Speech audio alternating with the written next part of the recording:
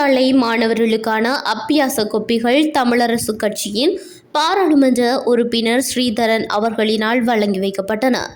மூதூர் பாட்டாளிபுரம் பாமகள் அரசினர் தமிழ் கலவன் பாடசாலையில் வைத்து சுமார் 100 மாணவர்களுக்கான இலவச அப்பியாச கோப்பிகள் இன்று 10ஆம் தேதி வழங்கி வைக்கப்பட்டது.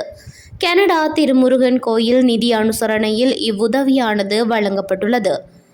இந்நிகழ்வில் மூதூர் பிரதேச சபையின் தவிசாளர் எஸ். பிரகலாதன், தமிழரசு கட்சியின் உள்ளூராட்சி மன்ற உறுப்பினர்கள், பாடசாலை அதிபர் என பலரும் கலந்து சிறப்பித்தமை குறிப்பிடத்தக்கது.